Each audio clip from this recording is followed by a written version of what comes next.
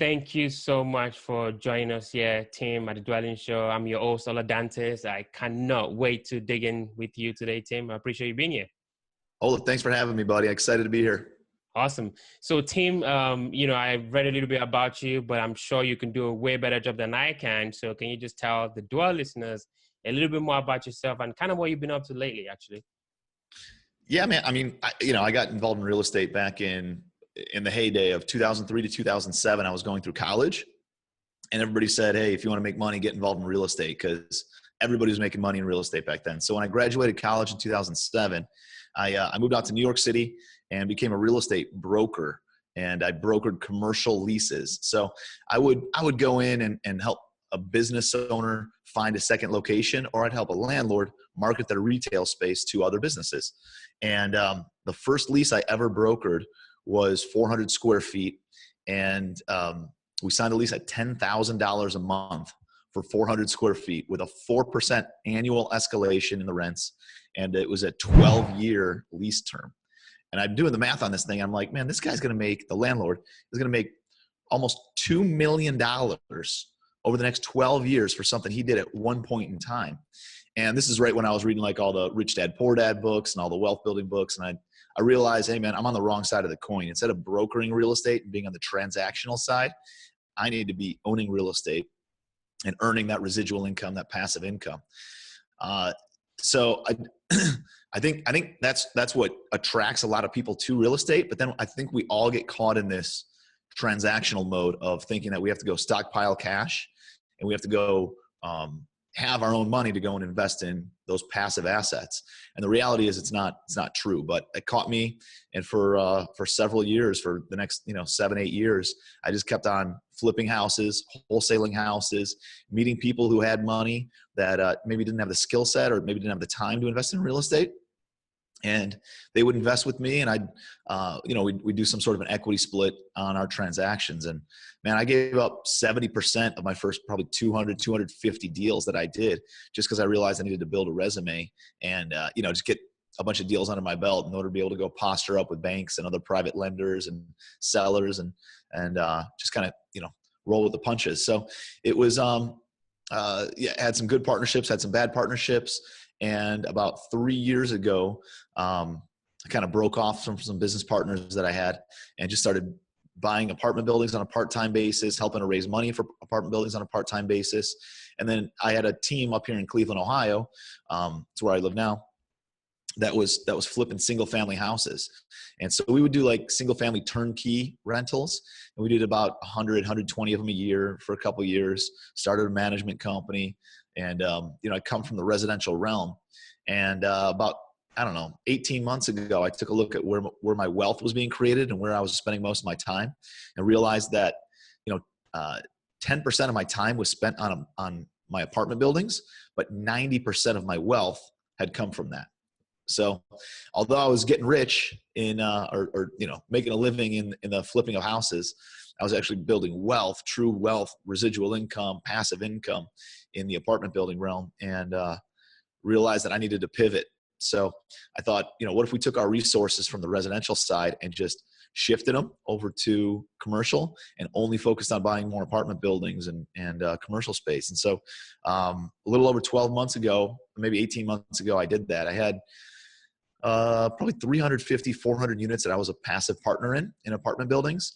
And today, just over 12 months later, we have just shy of 1,400 units from pivoting my team. And we have another 1,200 units under contract to close in the next, in January, February. So in the next 120 days.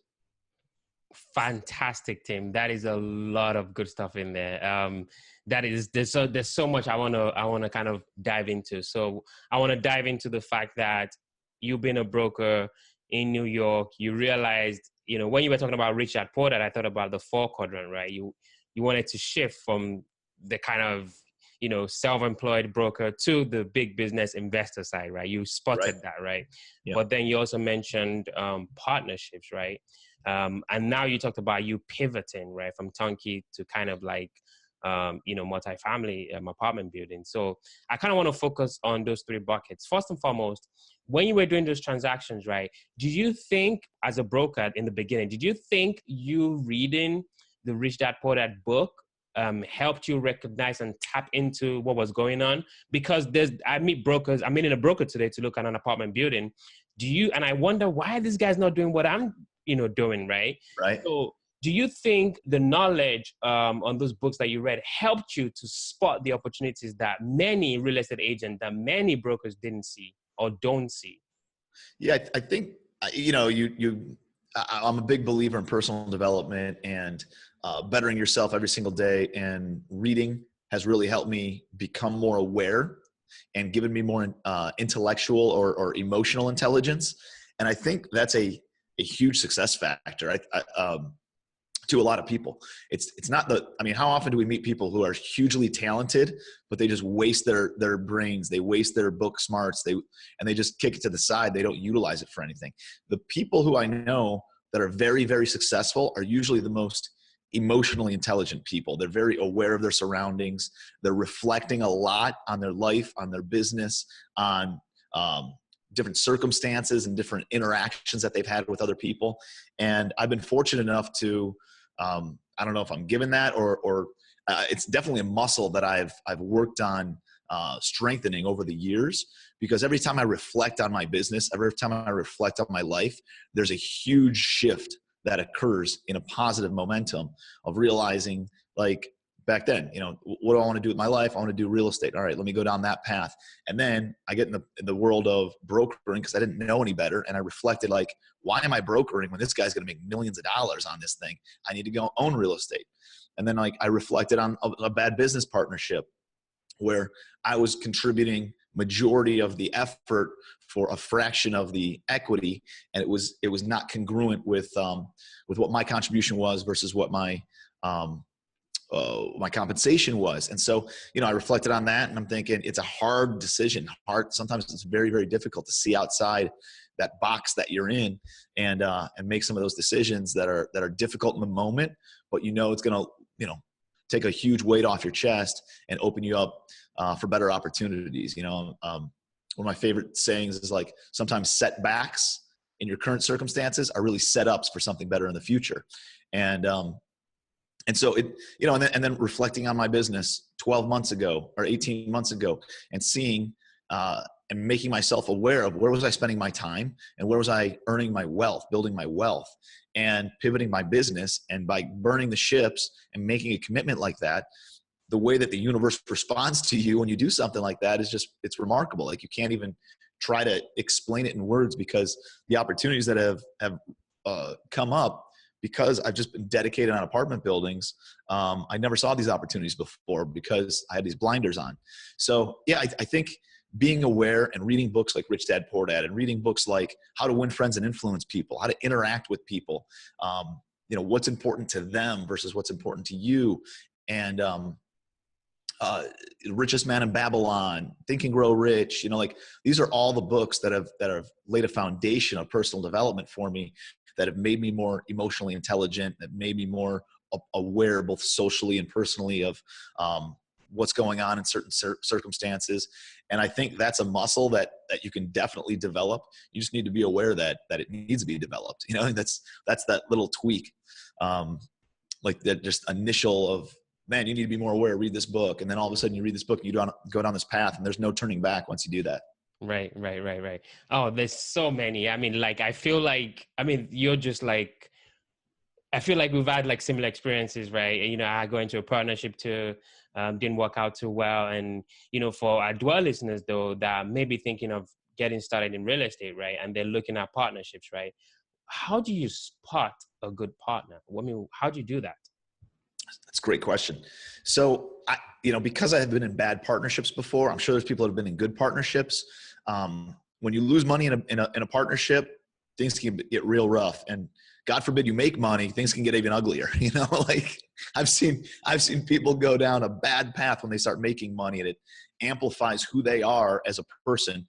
And you're like, oh my gosh, I didn't even know that this is like the kind of person you were. And so, couple things.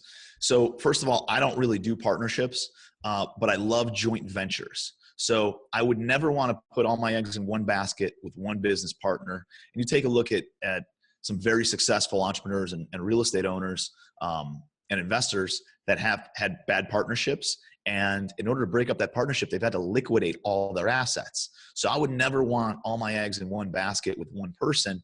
But I do joint venture a lot. I own property in Ohio, South Carolina, Georgia, Florida, Texas. And in anything that I don't, where I'm not local to, everything in Ohio, I own 100% of.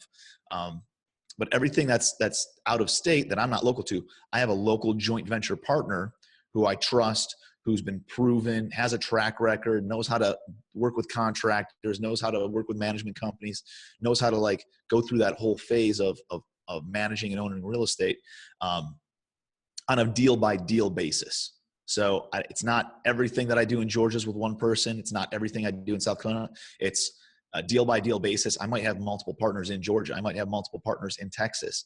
And so, so that's number one, is I don't commit 100% of all my business to one bucket.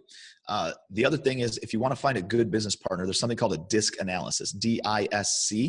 I don't know if you've ever heard of this, but it's a behavioral assessment, kind of like a Myers-Briggs, but it's even more accurate, more indicative of how somebody acts in a certain situation. And so I took a DISC analysis, and D is like high driver. Like Donald Trump is a high D. It can come off as kind of like an asshole a lot of times. They're very results oriented, and that's all they care about. So only like 8% of the population falls in the D category, but it's like over 90% of CEOs fall in that D category. I is more like interpersonal. It's more your sales people. It's more like comedians, people who care more about having a good time and building relationships than they do necessarily about like breaking records or making a bunch of money. They care more about that stuff. And then there's S. That's like more social. That's like your teachers, your nurses, your nurturing kind of mother types, your assistant. You would want to fall in like an S category because they care more about helping you and supporting other people than they do about, you know, their own income, or like they're not money driven. And then, excuse me. And then there's the C category, and that's your engineers. That's your, let's see, like your Accountants, CPAs, maybe. accountants. Yeah. People who analyze like crazy. They love numbers. They love spreadsheets. They love all those kinds of things that would drive somebody like me. Now, I'm high D, high I. So not that like guys like us couldn't go into a different quadrant that we're not naturally in. It's just, what is your natural state? What is your driving state? What energizes you, kind of a thing. And those are the tasks and the responsibilities that you should give to people who fall into that category on your team. And so in the C category, they need a lot of information before they can make a decision, versus me. I jump and I figure it out on the way down on how I'm going to land. You know what I mean? So it's a good balance to make sure that if you are high D, high I, like I am, you want to counterbalance your team with a lot of S's and C's that kind of keep you grounded and are willing to do the work that maybe is draining to me. It's more driving to them. It would make them feel very uncomfortable to get on a podcast or to speak in front of a room or to go out on a sales call. Me, that's a natural state for me. For them, they like kind of being behind the scenes, putting the structure together in the organization, and then I just come in and create chaos. So, but it's really important to balance your organization like that. So if you do have a partner, or you're hiring like a COO, or maybe you are the owner and you're the COO and you need to hire a CEO, you just need to make sure that their personality and behavioral traits fall into that category. And the DISC analysis has been hugely helpful for me in building my team. Yeah, that's a fantastic way to actually kind of weave partnerships into that. I really, really like that. Also, when I read Ray Dalio's principles, they do something like that at Bridgewater as well. You know, just making sure that there's a right person on the right bus in the right seat. Exactly. So that's a really good one. So I read somewhere that you used a credit card when you were 23 to buy your first house. Can you tell us about that story? How did that happen? And how did the story, unfold? Yeah. So after I lived in New York, we had a bad winter and I was tired of the snow, and I decided to move down south just for better quality of life. And, I was a 22-year-old kid, and couldn't buy anything in New York City. So moved down to Charleston, South Carolina, and I lived down there for about 5 years. And the first year that I lived down there, I got into this analysis paralysis phase. I don't know, like kind of paralyzed, but I spent like 6 months only reading books and only reading about real estate and diving into all these different courses and trying to figure out. And I realized that you don't learn how to swim by reading about swimming in a book. You have to jump in the water and actually feel it out and go through that whole process. And I learned so much on that first deal. So this is in 2009 now. So about 9 years ago, right after the market shifted. And so all these foreclosures are popping up, but still the lowest priced house in all of Charleston, South Carolina was $25,000. And it was a dump in a really tough neighborhood. And it was vacant, and I didn't have 25 grand. I'm 23 years old. Nobody's going to give me any private money. At least that's a story that I told myself.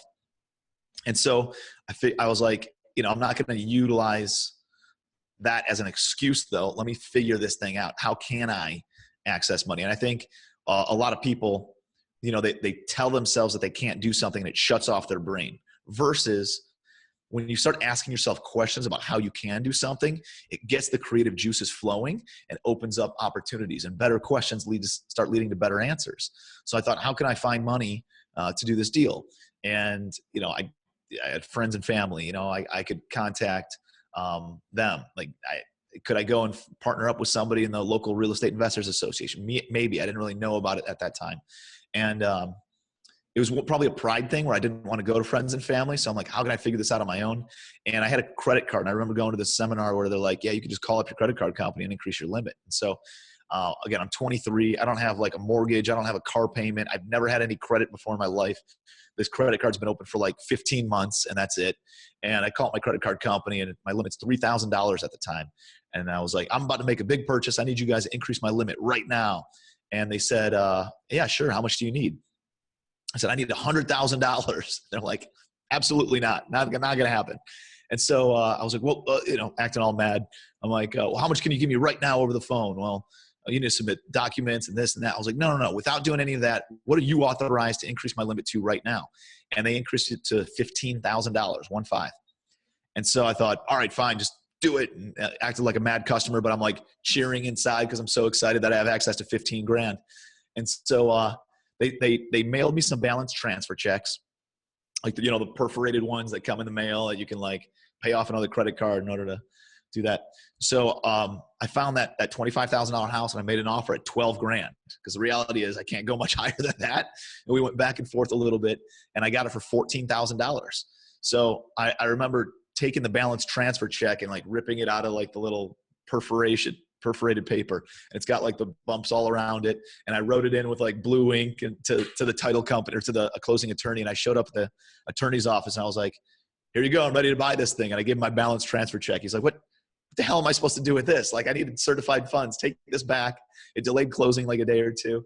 And, but I ended up being able to buy the house, bought it on my credit card, did all the work on it myself. I did the painting. I'm Googling how to change out light fixtures, how to change carpet.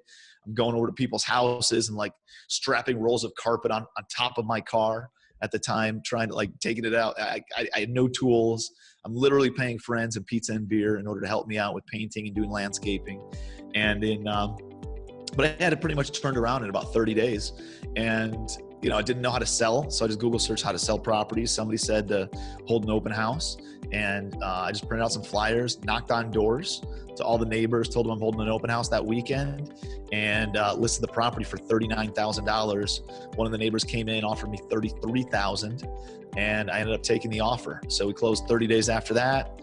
And I walked away with about $13,000, maybe $14,000 in profit, and didn't even know what the hell I was doing, and realized I'm in the worst housing market ever. I'm 23 years old. I'm a punk kid at the time, and but I'm making money. It's the biggest check I've ever earned. So I went and did it again, got into wholesaling, learned a little bit more about contracting the property and then selling the contract.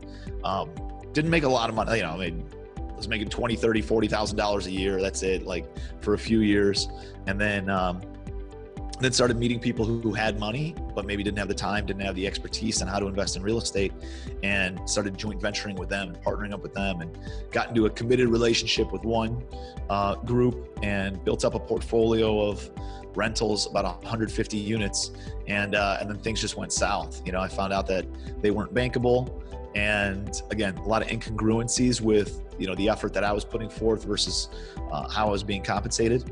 And I asked for, you know, a shift in that, and they got real mad. I got upset about it. We both lawyered up and started suing each other. And it was very, very stressful for about 3 weeks.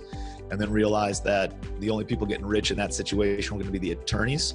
And so we decided to sit down and just liquidate everything. But it took me, you know, 4 years to build up that portfolio with these guys, and I had to liquidate everything. But it gave me the mindset, gave me the skill set, and the posture to be like, I can do this on my own anyways. I don't need them. And over the past 36 months, a little over probably 40 months, I picked up almost $100 million worth of real estate on my own, just with raising my own capital because I am bankable. And but I mean, I only put 75 grand of my own money in any of my deals that I have right now. And everything else I've raised from private capital and just kind of syndicated the deal and combined it with traditional bank financing. And so, yeah, I mean, I built up a $90 million portfolio with 75 grand of my own money in one deal that I was just a passive investor in. Fascinating. That's like, I mean, I wish we can talk for like a whole day. There's just so much good stuff. And honestly, so much good stuff. But lastly, before we go into the quick round, one thing I wanted to touch on was, you know, you also talk a lot about building your business around your lifestyle, right? You know, what is that about? And can you just kind of elaborate a little bit more on that concept? Yeah, I just finished a book from another real estate investor named Brian Scrone. It's called What Matters Most. And I read it about a year ago, and you know, he has my favorite quote in there. My favorite line was, "Priorities. The greatest indicator of your priorities is how you spend your time." And so we all get into business, and we're like, "I'm doing this business for my family. I'm you know, working real hard. I'm staying late at work. I'm going in early for my family, to support my kids, to support my spouse, and to build a legacy." And I think that's one of those things where it's a story that a lot of entrepreneurs tell themselves, because I know my kids, I have a 3-year-old and a 1-year-old.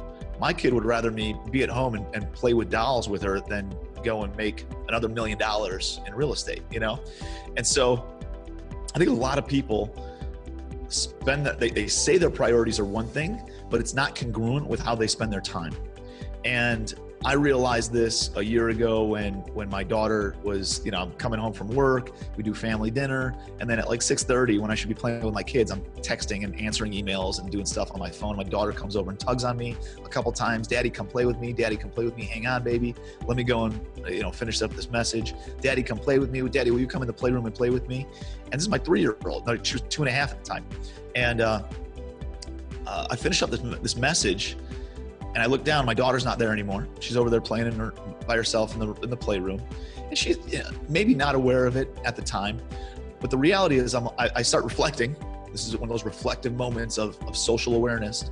And I'm thinking, like, what the hell am I doing? Like, this is family time. I'm looking at the message, totally unimportant, totally not even urgent. Could have waited. I could have probably not even sent the message, and it wouldn't have made a difference in my business.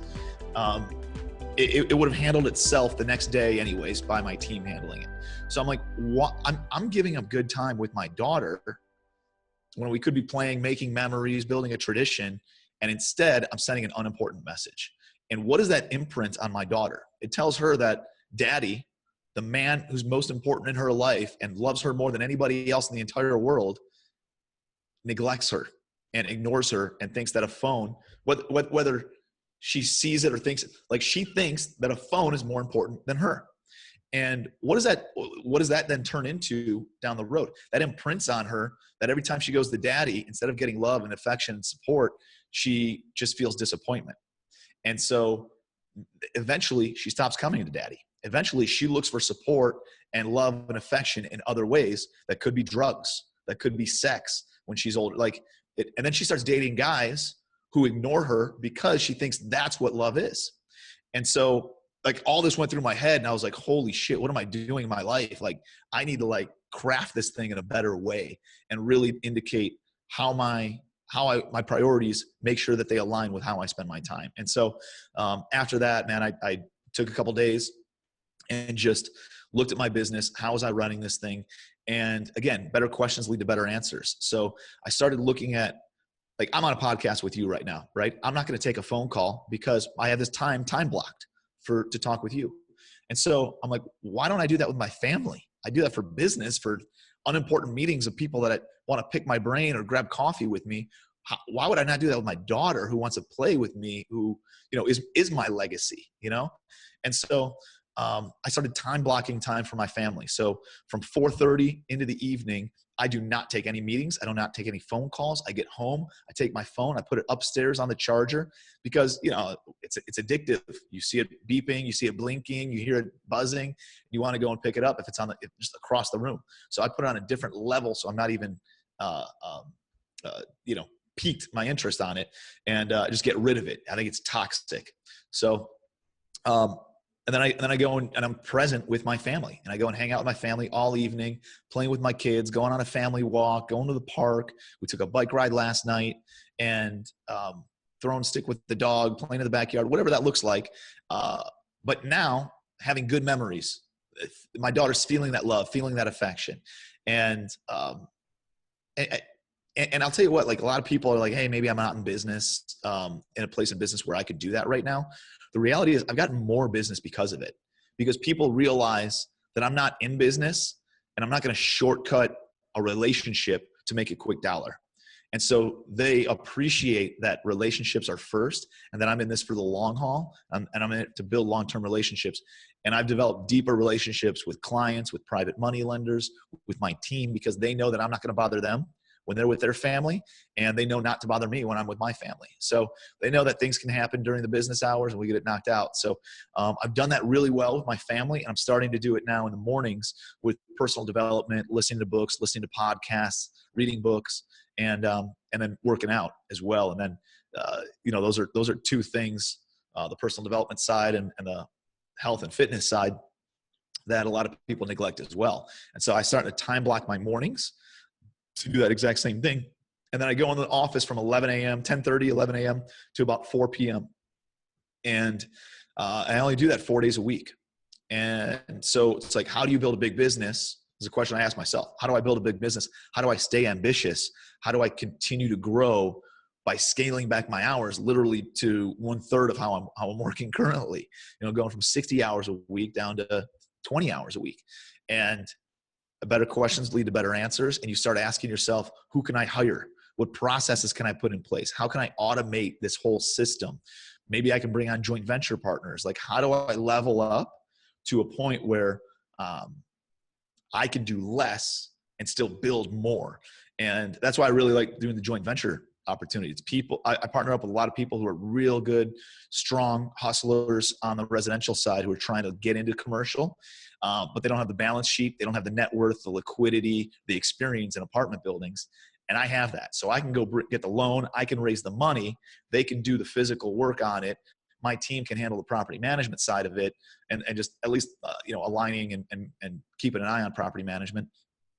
And it allows me to then go focus on my unique ability, which is out raising money and the finance side of things, and marketing, doing stuff, to promote partnerships, to promote joint venture opportunities, to promote private lenders, partnering up with us. And that's my unique skill set. And that's the highest return on my time, and allows my team to focus on the highest return on their time, and allows me the lifestyle that it's created for me.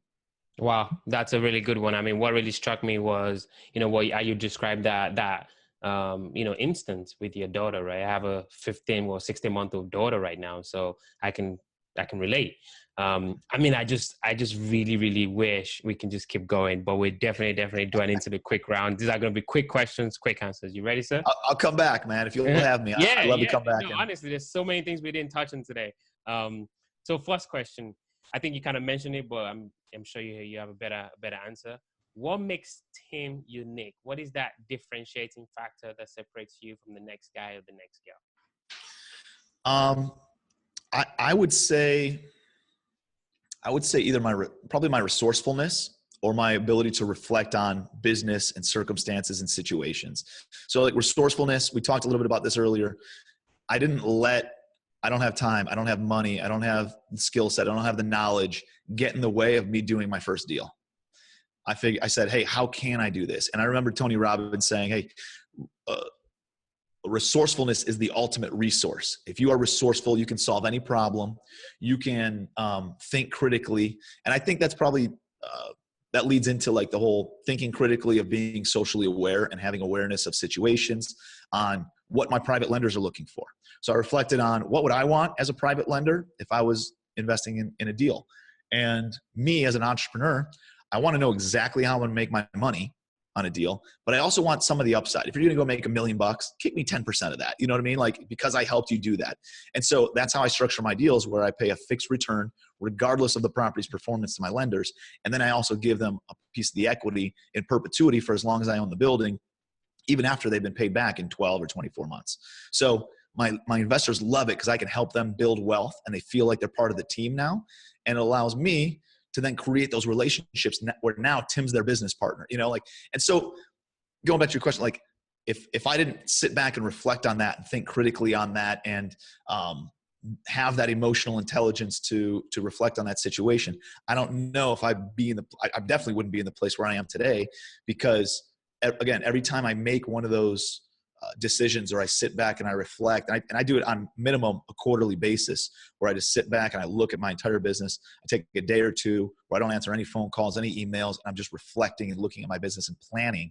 And it's put us on a trajectory that's just like, I would never imagined where we'd be. I have a CFO and a chief legal officer coming and working for me, taking a pay cut because they see the trajectory that we're working on. I'm able to attract better people, better talent, because I think critically and I forecast visions, and I'm very clear on what we want to do. So, yeah, I think that's awesome. A couple of things in there. I threw two or three things in there, but I apologize. I'll take it. Don't. I'll take it. Knowledge is never free. So second question, what was the last book that you read, and what was the one thing that you learned from the book? Oh man. So I reread books a lot. So like, I reread Think and Grow Rich and Richest Man in Babylon and How to Win Friends and Influence People almost every year.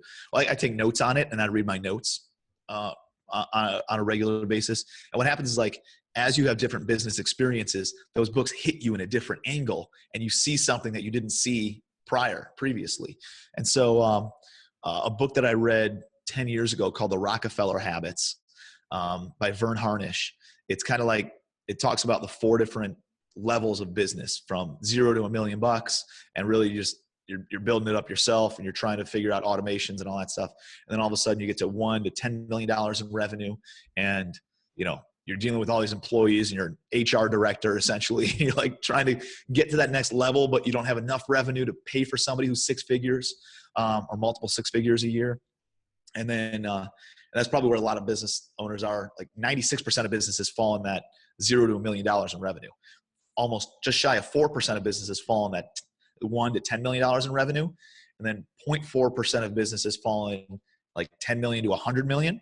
And that's what you want to get to, because that's where, like, you have more money than you know what to do with. You're making a difference in the community. And then, you know, if you get over $100 million, there's, you know, it's like 0.004% or 0.001% of businesses fall into that category. And so I'm reading that book. I had no idea what it meant. I was like, this is the worst book ever 10 years ago, before I ever got in business. But now that I've had all the experiences, yeah, I'm rereading that and taking a lot away from the different categories of businesses that there are, and where I am and what I need to do to push that next level, because that kind of middle ground of that $1 to $10 million is a really difficult place to be in, because you're keeping your head above water. And again, you don't have enough to bring on the resources that you need in order to get to that next level. So that's why I've created these strategic partnerships. What's fortunate is I can give a little bit of equity away in my deals to a chief legal officer, to a chief financial officer, to joint venture partners. And I have a human resources person who's coming in on a part-time basis. to oversee all of our HR department. And I'm able to do that for a fraction of the overhead. I'm paying these people, $3,000, $4,000 a month, and that's it. It's almost like a retainer. And then I give them a little bit of equity in a deal. And it allows me to attract high quality people without having to come out of pocket $150,000, $200,000 a year per person. So I'm excited about that. And I'm meeting with my chief legal officer this afternoon to ink the deal. And I'm excited about where that's going to take us over the next 12, 24, 48 months.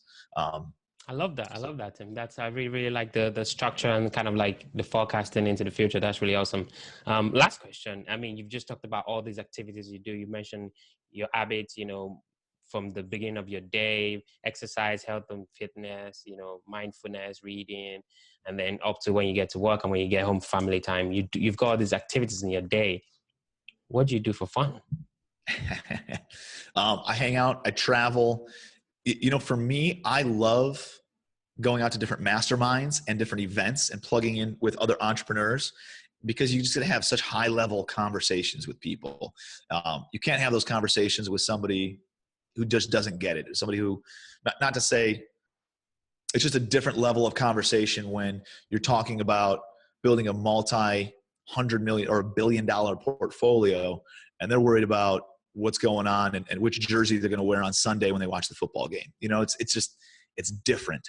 And not saying one's better or one's worse, because I think about business all day, every day, and they can check out at 4 or 5 o'clock every single day, so but I like it. I love going out to entrepreneurial events. I love going out and hanging out with other business owners and real estate investors and just talking high level concepts. I love helping other people with like breakthroughs in their business. And that gives me the most satisfaction. I love playing. I play basketball on Monday nights. I take a run with my dog in the woods a couple times a week in the park system up here in Cleveland, and play with my kids, hang out with my wife. That's kind of stuff I like to do, man. I like to travel a lot too. But I get to do that through real estate, which is pretty fun. I'm actually going to Cancun this week for a real estate convention, but we're going to do some cool stuff. I'm able to hang out, have some high level conversations with great entrepreneurs. And then we'll take out a catamaran, and it's fun hanging out with successful people, because you can go on vacations together when nobody else can go on vacations. Right. So Right. Vacations. You can go hang out at the Four Seasons for, and do some cool stuff. So like I rented a yacht last year with a couple of friends, and we went out on a yacht. There's 4 of us on a yacht for, 5 days, and it cost us $40,000. So it was 10 grand a piece. But it takes your thinking to another level. Like all day, we're just having awesome conversations over breakfast and lunch, and sitting on the back of the yacht and overlooking the Bahamas and the crystal clear water at dinner time, and having some drinks, and like, how do we go to the next level? And it just spurs bigger conversations. And that's the kind of stuff that excites me. Like once you get to, $50,000, $75,000, $100,000 a year in income, all your basic needs are met. And after that, happiness and self-actualization is usually from achievement and making a difference in the world. And so that's kind of stuff that really drives me now. Yeah, I love that. Yeah, the Maslow hierarchy of needs. I love that. So if I'm a Dwell listener, a fly on the wall listening on our conversation right now, and they're like, I love this Tim guy. I mean, there's so much energy, so much good wisdom in this conversation. I want to know Tim. I want to follow Tim. How can people connect with you? Where are you most active? Yeah, so I'm pretty active on Facebook, on social media. I try to give a lot of content on there. I do some coaching and mentoring on the commercial realm, how to like kind of scale into, it's not for newbies. It's for people who either want to be passive investors in commercial real estate, or who want to scale. They have a good residential business and trying to scale into apartments and commercial real estate. So I have a program for that. It's called commercialempire.com. And you guys plug into that. Love to have anybody. But really social media, I give a lot of free content out on Facebook, and you can hit me up on there. I actually respond to all the messages that come in and try to provide as much value as I possibly can. It might take a few days to respond, but usually I'm pretty good about it. So, dude, thank you so much for having me. I really appreciate everything. Thank you so much, team. I learned so much myself, and it was just really fun having a conversation here. Very fun and intellectually stimulating. I really love that awareness, social, emotional intelligence piece that, so often a lot of entrepreneurs never mention, right? People talk about the tactics, how they did it, But Yeah. I feel like the mindset is everything, you know. So I'm really agree. glad you talked about that. So thank you so much. I really, Dude, really I appreciate you're making a difference. You're helping a lot of people out, putting out a lot of awesome content. So I appreciate everything that you're doing too. Thank Keep you, it up. sir. Thank you.